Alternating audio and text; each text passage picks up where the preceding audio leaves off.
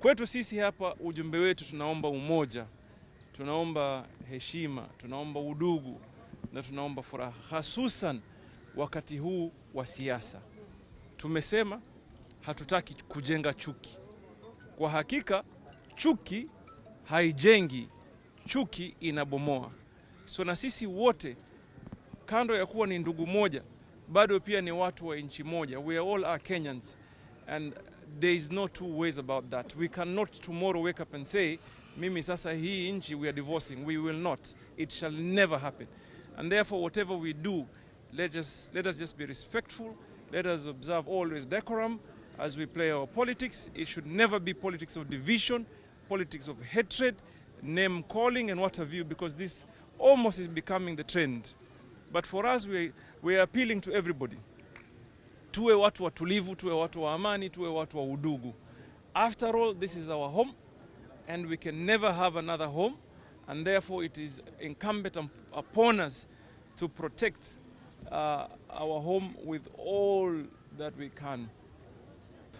Asa leo nimeswali hapa hii Eid kama swala ya kufunga ile muhula, bado moja ile adha, bado moja adha, lakini nimeanza ile kutransition kupanga sivyo, upeana ile yeto nini katika marathon pattern Kiswahili yeto kijiti, upeana kijiti cha relay kile kigongo kile cha relay. So ndugu yangu nakupa kigongo cha ugavana. Asante. Endelea. Tumekuwa katika mwezi wa ibada na ni wasia wangu. Abisamaji unamswali sana kuliko.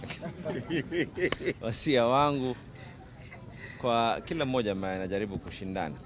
Ni nchi huru, ni sehemu ambayo kwamba ni huru, lakini pia tukumbuke kwa Mombasa ni mji, tumekuwa na amani, watu kuweza kuridhiana, watu kuweza kuishi kwa pamoja kwa muda.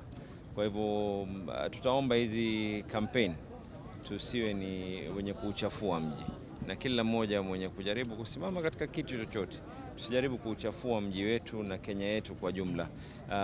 Harama na yale ambayo tutakuwa tumeweza kuyafanya kwa sababu ya maneno ya kutupa katika majukwaa, kuitana majina hivi na vile. Uza sera yako, mwingine auze sera yake, na kama huna sera ya kuuza, jaribu kuuza sura. Kama huna sura za kuuza, omba Mwenyezi Mungu upate hizo kura zako. Asanteni sana. Tudumishe umoja. Alafu na jambo la pili ni kusema kuwa Ramadhani iliisha. Leo ni siku ya sikukuu, lakini haimaanishi kuwa ibada imeisha leo. Tuendelee kufanya ibada na tumuogope Mwenyezi Mungu. Asante. Kama tunavyojua, tulikuwa katika mwezi mtukufu wa Ramadhani, mwezi wa ibada na mwezi wa kila aina ya sadaka ambazo tulikuwa tutatoa. Kwa hivyo tunamwomba Mwenyezi Mungu azitakabalie sadaka zetu, na pia tunamwomba Mwenyezi Mungu aijalie nchi yetu kuwa na amani, tuwe na uchaguzi ambao utakuwa wa amani na furaha.